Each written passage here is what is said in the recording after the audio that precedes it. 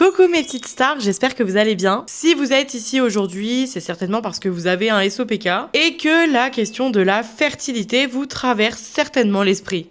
Peut-être que tu essaies de tomber enceinte, peut-être que tu as des cycles irréguliers, et peut-être qu'on t'a déjà dit comme moi, avec un SOPK ça peut être compliqué. Et peut-être du coup que comme moi, cette phrase t'a fait peur. Moi aussi, je suis passée par là et d'ailleurs, si tu me connais pas, je m'appelle Priscilla, j'ai 24 ans et ça fait 3 ans maintenant que j'ai été diagnostiquée SOPK et j'ai ouvert mes réseaux sociaux principalement pour aborder ce sujet parce que je trouve qu'on en parle vraiment pas beaucoup en France. Et clairement, aujourd'hui, je veux te faire comprendre une chose essentielle. Le SOPK n'est ni une condamnation ni une fatalité. Le SOPK n'est pas une stérilité non plus. Le SOPK, c'est un déséquilibre. Et un déséquilibre, ça se comprend. Et ce qui se comprend se régule. Clairement, dans cette vidéo, je ne te parle pas en tant que professionnelle de santé, mais plutôt comme une femme qui a elle-même traversé les cycles anarchiques, les montagnes russes hormonales, les tests d'ovulation négatifs et les règles qui arrivent quand elles veulent, voire pas du tout. Et clairement, je te parle comme quelqu'un qui a dû apprendre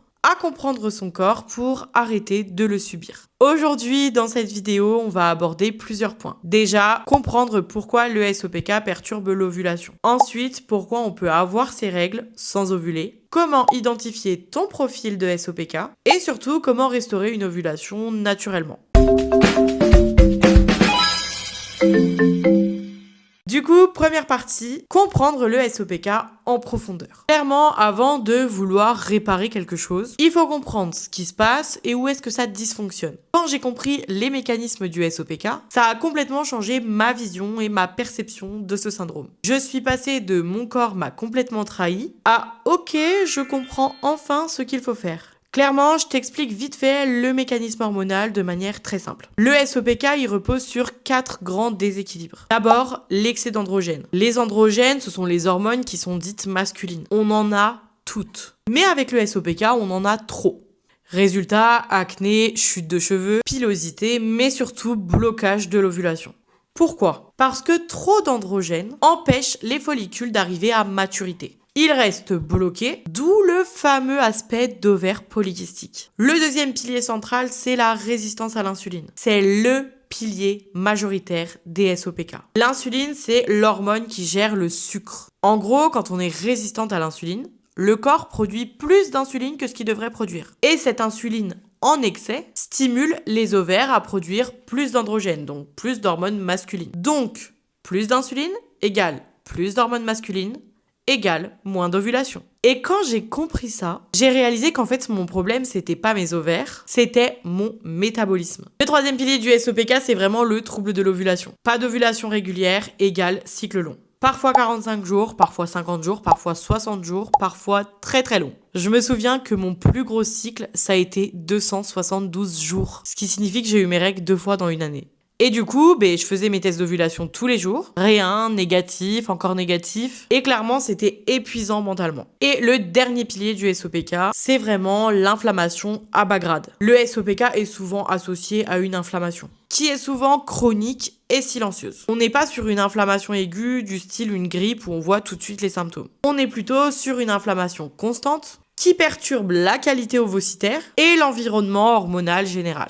Mais bref, avant de vous donner un peu de conseils, je vais clairement vous expliquer les différents profils de SOPK. Parce que je l'ai remarqué de manière générale et vous allez certainement le remarquer aussi, toutes les femmes n'ont pas le même SOPK. Toutes les femmes n'ont pas les mêmes symptômes. Et du coup, toutes les femmes ont un SOPK différent. Mais il y a 4 grands profils qu'on retrouve souvent. Le premier, c'est le SOPK insulino-résistant. C'est le plus courant. Clairement, on peut remarquer une prise de poids abdominale, des fringales sucrées, une fatigue après les repas, etc. On a le SOPK inflammatoire. Là, on est plutôt sur du ballonnement, du trouble digestif, des douleurs et de la fatigue chronique. On a aussi celui qu'on appelle le SOPK post-pilule. C'est le SOPK qui arrive direct après l'arrêt de la pilule et qui se matérialise souvent par des cycles très irréguliers ou absents. Et enfin, le SOPK surrénalien. Celui-là, il vient vraiment du stress chronique, du cortisol élevé et de la DHEA élevée. Clairement, l'objectif, là, actuel, c'est pas de te mettre une étiquette parce que tu peux avoir plusieurs profils de SOPK. C'est vraiment de comprendre dans lequel tu te situes. Parce que, en fait, ton plan d'action, il va dépendre de ça. Mais du coup, on va parler concrètement pourquoi est-ce que l'ovulation est perturbée.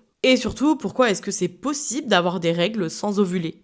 Clairement parce que l'ovulation dépend d'un équilibre précis entre la LH et la FSH. Dans le SOPK, la LH est souvent très élevée et la FSH est vraiment pas assez stimulante. Résultat, les follicules commencent à grandir, mais aucun ne devient dominant.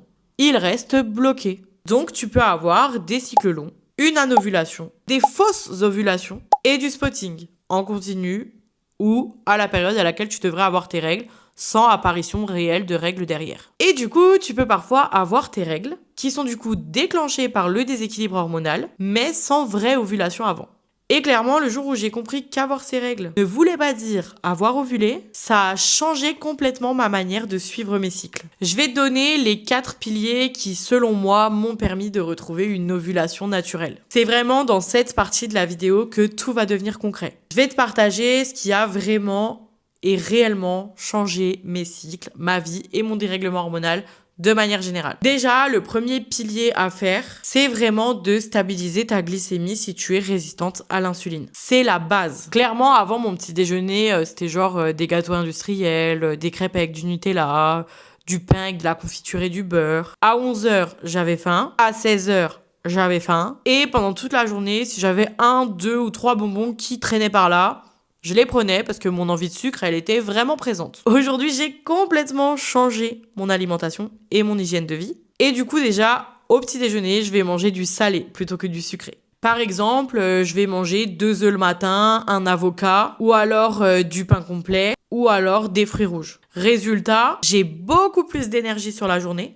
J'ai beaucoup moins de fringales, j'ai beaucoup moins de pics d'insuline, et donc moins d'insuline égale moins d'androgène. Donc j'améliore mon déséquilibre hormonal. Le pilier numéro 2, c'est vraiment de réguler son cortisol. Si vous êtes du genre à être méga stressé, c'est vraiment ce pilier-là sur lequel vous allez devoir travailler en premier. Parce que le stress bloque l'ovulation. Perso, moi avant, je faisais énormément de crises d'angoisse, j'étais de nature très stressée. Je voyais beaucoup mon corps gonfler à cause du stress. Parce qu'en fait, j'épongeais beaucoup mes émotions et du coup, je gonflais comme une éponge. Clairement, j'étais stressée en permanence. Et du coup, avant, je pensais que pour perdre du poids, fallait faire du sport intensif, un déficit calorique. Et du coup, j'avais ma routine de sport intense, de déficit calorique, plus la pression de tomber enceinte, donc je me mettais une pression de fou malade. Et du coup, j'ai créé en ça un combo complètement explosif. Du coup, j'ai complètement réduit le cardio. J'ai vraiment ajouté de la marche rapide, du pilates, du yoga à ma routine. J'ai vraiment travaillé sur mon rythme de sommeil. Et clairement, j'ai eu un cycle qui est passé de 110 jours à 55. Le troisième pilier pour réguler tout ça, c'est vraiment les compléments alimentaires. Enfin, tout ce qui va englober du coup le soutien micronutritionnel. Il y a quelques indispensables qui m'ont vraiment aidé et que je vous recommande. Je vais vous les mettre ici, mais du coup, c'est le myo-inositol, l'oméga 3, le magnésium, la vitamine D et le zinc. Clairement, ça sert à rien de prendre 15 compléments alimentaires, ça sert à rien de tester au hasard. Faut vraiment prendre quelque chose de ciblé pour vous en fonction de votre profil. Donc je vous recommande vraiment d'aller voir une naturopathe pour qu'elle puisse vous aider dans ce domaine-là. Ça sera vraiment elle qui sera le plus à même de vous aider. Vous pouvez aller aussi dans certaines pharmacies où les pharmaciennes sont souvent calées en compléments alimentaires et du coup elles pourront vous aider. Et du coup pour moi le dernier pilier, c'est vraiment le soutien des émonctoires, donc le foie et les intestins. Si ton foie il est saturé, les hormones circulent mal. Si ton intestin est inflammé, l'inflammation de ton corps général augmente. Donc clairement, j'ai travaillé ma digestion avant même de travailler ma fertilité. Mais si vous voulez des vidéos vraiment dédiées à la résistance à l'insuline, dédiées au foie gras, dédiées au sport avec le SOPK, vraiment dites-le moi dans les commentaires. Dites-moi les thèmes un petit peu que vous aimeriez voir en vidéo. Ça peut me permettre d'abord de me donner des idées et de faire des choses en fait que vous avez besoin de savoir. Moi, je peux vraiment faire des vidéos sur tous les thèmes puisque du coup, j'ai abordé vraiment tous les thèmes dans le cadre de mon SOPK. Mais vraiment, si vous avez quelque chose en particulier, n'hésitez pas à me le mettre dans les commentaires pour que je puisse savoir la prochaine vidéo, quel thème je vous ferai. Pour revenir à la fertilité, on entend souvent parler de la PMA. La PMA, c'est la procréation médicalement assistée. C'est un parcours médical qui vous aide à obtenir des enfants si naturellement vous n'y arrivez pas. La bonne nouvelle, c'est que les femmes SOPK répondent souvent très bien à la stimulation ovarienne dans le cadre de la PMA. Pourquoi ? Parce que du coup, on a beaucoup de follicules. Mais attention au risque d'hyperstimulation. C'est pour ça que j'invite toujours les filles à préparer le terrain 3 mois avant une FIV ou 3 mois avant une insémination. Parce que clairement, la qualité ovocytaire, elle se joue dans les 90 jours avant l'ovulation. En bref, je te répète toutes les erreurs qui sabotent ta fertilité. Déjà, les restrictions caloriques sévères. Le cardio intensif au quotidien. Supprimer tous les glucides. Ignorer le stress. Prendre 10 compléments alimentaires en même temps. Je te dis que c'est les pires parce que je les ai toutes faites et que ça a empiré mes cycles. Je vais te donner un plan d'action à mettre en place sur 90 jours. C'est exactement le même que moi j'ai utilisé pour complètement reprendre le dessus sur mon SOPK. L'étape 1, c'est vraiment d'aller faire un bilan biologique, donc une prise de sang avec certains marqueurs, notamment l'insuline, la glycémie, la LH, la FSH, la vitamine D et les androgènes. L'étape 2, c'est vraiment d'ajuster tout ça par l'alimentation. Protéines, fibres, bons gras. Si à chacun de tes repas, tu suis vraiment un plan concret par rapport à ton type de SOPK et par rapport à tes carences, tu devrais vraiment améliorer tes symptômes. Étape numéro 3, une complémentation ciblée avec l'aide d'une pharmacienne ou d'une naturopathe qui pourra vraiment t'aiguiller sur les compléments alimentaires à prendre en cas de carence. Et vraiment, l'étape numéro 4, ça va être le suivi de ton ovulation. Donc soit en prenant ta température basale, en regardant ta glaire cervicale, en faisant des tests d'ovulation. Et rappelle-toi surtout que ton objectif, c'est de passer d'un cycle anarchique à un cycle ovulatoire. Et rappelle-toi que le SOPK n'est pas une fatalité, c'est un déséquilibre métabolique. Et quand on agit sur le métabolisme, l'ovulation revient. Je ne dis pas que c'est instantané, je ne dis pas que c'est magique, mais je dis que c'est possible, parce que si j'ai réussi, tu peux le faire aussi. La fertilité commence par la régulation. Ton corps ne travaille pas contre toi, il attend qu'on lui donne les bonnes conditions. Et maintenant, t'as vraiment toutes les clés et tu sais comment faire. Si t'as vraiment aimé cette vidéo et si elle t'a servi à quelque chose, mets un petit pouce en l'air pour me dire que franchement ce que j'ai fait c'était très utile.